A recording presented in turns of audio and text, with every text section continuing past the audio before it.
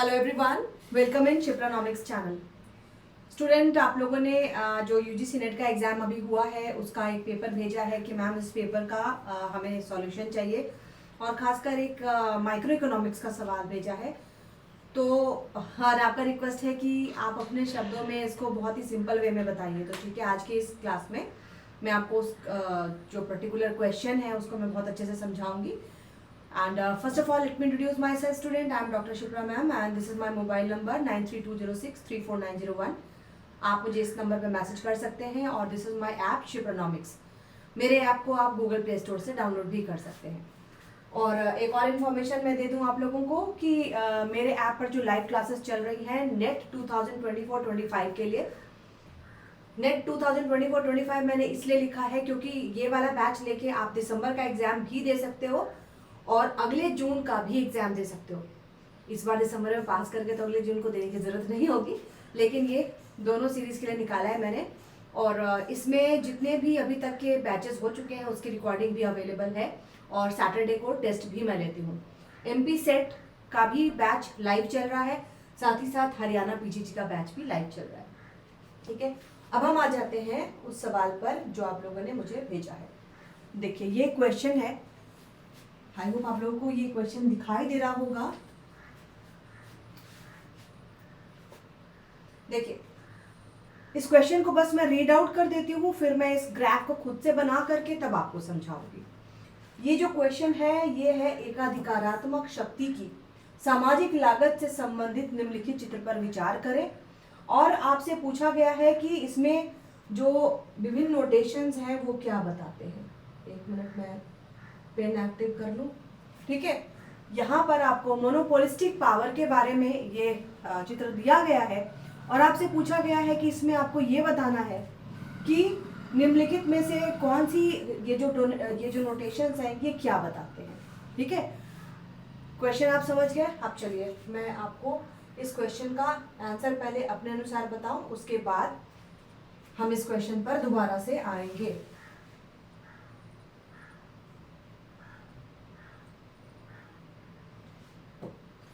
देखिए, सबसे सिंपल सी हम बात करें,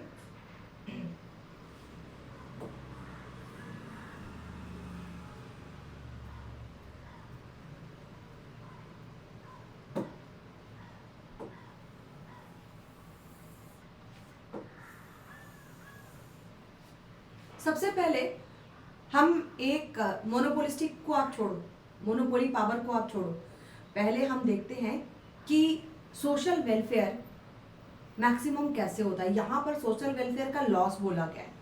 तो पहले देखो सोशल वेलफेयर मिलता कैसे है। जब कंज्यूमर को बिल्कुल एग्जैक्टली वही प्राइस देनी पड़ रही है जितने में वस्तु बनी है, उसको मार्केट के बारे में पूरा नॉलेज है ना। तो पैरेटो ऑप्टिमल, जिसको हम पैरेटो जो ऑप्टिमल है जिसको हम कहते हैं कि one is better off the other is not worse off, है ना। एक का लाभ दूसरे की हानि नहीं होती, मतलब समाज कल्याण सबको मिल रहा होता है। तो ऐसा कब होता है, परफेक्ट कंपटीशन का जो मार्केट है इसमें ऑलमोस्ट पैरेटो ऑप्टिमल हमें प्राप्त होता है, उसमें किसी भी तरीके का वेलफेयर लॉस नहीं माना जाता। तो अब इसके लिए देखो, इस बात को बताने के लिए कि वेलफेयर लॉस कैसे होता है, हम कंज्यूमर सरप्लस उपभोक्ता अतिरेक के सिद्धांत की मदद लेते हैं। ठीक है, और ये जो मैं आपको समझा रही हूँ नेट वेलफेयर लॉस कैसे होता है, इसके लिए हम मान लेते हैं कि एवरेज कॉस्ट बराबर मार्जिनल कॉस्ट के हैं। तो सबसे पहले मैंने डिमांड लाइन खींच ली, है ना, मांग की रेखा, वेरी सिंपल। और हमें क्या मानना पड़ता है, एवरेज कॉस्ट बराबर मार्जिनल कॉस्ट। तो ये ले लिया हमने, average cost is equal to marginal cost, right. और ये जो OPC है ये है परफेक्ट कंपटीशन की प्राइस, पूर्ण प्रतियोगिता के बाजार में ये कीमत मिल गई। अब इस कीमत पर मात्रा यहाँ पर निर्धारित होती है QC। ये कौन सी कीमत है, ये कीमत है पूर्ण प्रतियोगिता में। एक और ग्राफ में बनाऊंगी फिर आपको बहुत क्लियर हो जाएगा पूर्ण प्रतियोगिता में किस प्रकार से कीमत हो। पूर्ण प्रतियोगिता में कीमत दी गई होती है, ठीक है, ये कीमत दी गई है। AC is equal to MC की रेखा मिल गई आपको, उस पर कितनी मात्रा उपलब्ध है, OQC मात्रा उपलब्ध है। मतलब उपभोक्ता को पता है कि उसने ओपीसी प्राइस देनी है, उसको ये मात्रा मिल रही है, और ये जो बड़ा सा एरिया बच जाता है ये क्या है, ये है उपभोक्ता अतिरेक या कंज्यूमर सरप्लस। ये बड़ा सा ट्रायंगल,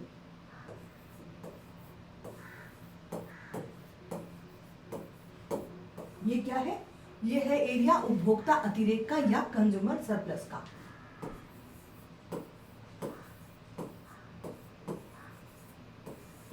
चलो क्लियर हो गए यहाँ पे। अब इसी ग्राफ में मैं एंटर करवा देती हूँ मोनोपोलिस्ट को, ठीक है। एक ही ग्राफ में एंटर करेगा मोनोपोली तो आपको ज्यादा समझ में आएगा,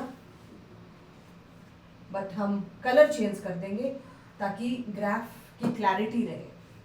अब देखो आ जाता है मोनोपोलिस्ट। मोनोपोलिस्ट क्या करता है, एकाधिकार वाले जो सेलर होते हैं वो क्या करते हैं, या तो कीमत को एडजस्ट करते हैं या तो मात्रा को एडजस्ट करते हैं, दोनों में से एक काम करेंगे ना। यहाँ पर चलो वो मात्रा को कम कर देते हैं ताकि कीमत बढ़ा करके उस चीज को बेच सके, है ना।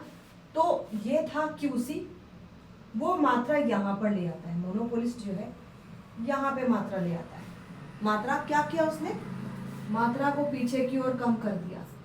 तो ये जो मात्रा है इसको हम क्या कहेंगे, क्यू एम।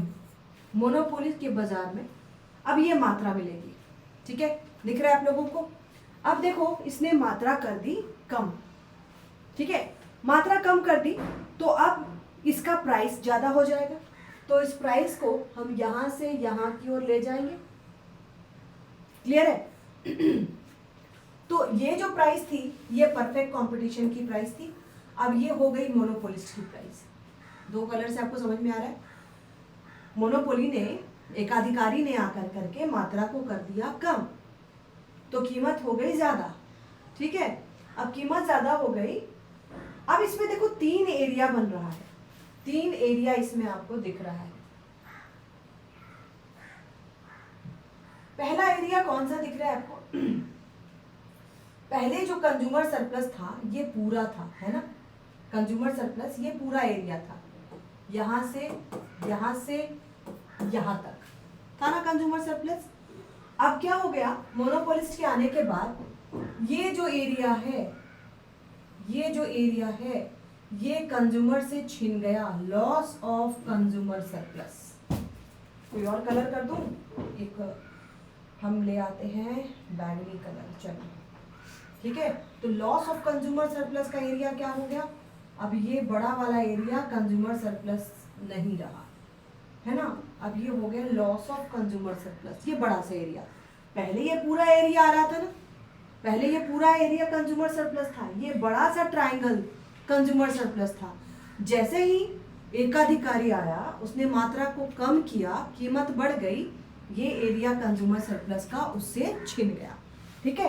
तो लॉस ऑफ कंज्यूमर, अब इसको हम नाम रख सकते हैं, यहाँ पीएमपीसी है, यहाँ पर ए रख दो, यहाँ पर बी रख दो, ठीक है। तो लॉस ऑफ कंज्यूमर सरप्लस क्या हो जाएगा, बोर्ड यहाँ पे आई होप दिख रहा है।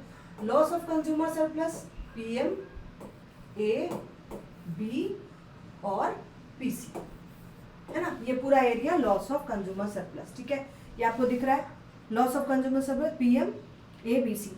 अब देखो इसमें जो मोनोपोली है उसका गेन कितना है, ये तो आपका लॉस हो गया, किसका लॉस हो गया, उपभोक्ता का।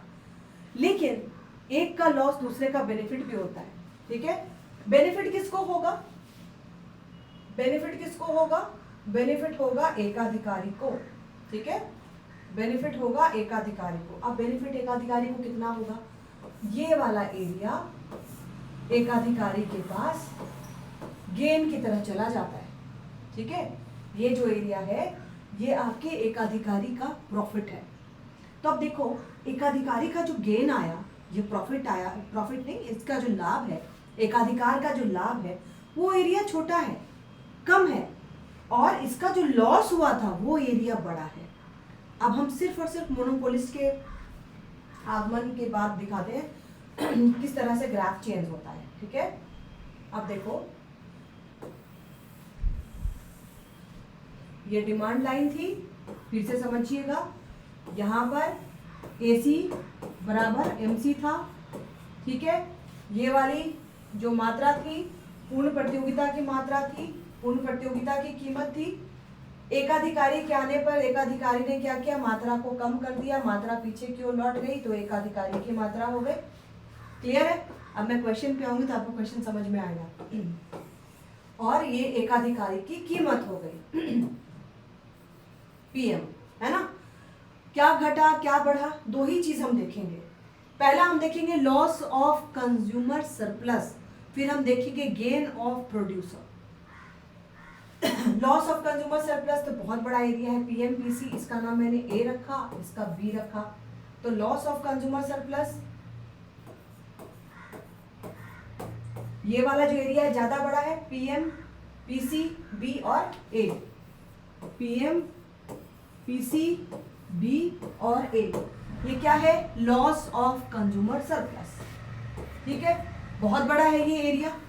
अब जो प्रोड्यूसर है उसको क्या लाभ हो रहा है, प्रोड्यूसर का गेन, मोनोपोलिस्ट का गेन क्या हो रहा है, ये वाला एरिया मोनोपोलिस्ट को गेन के रूप में मिल रहा है। लेकिन ये एरिया छोटा है ना, इसका हम नाम रखते हैं, चलो सी नाम रख देते हैं।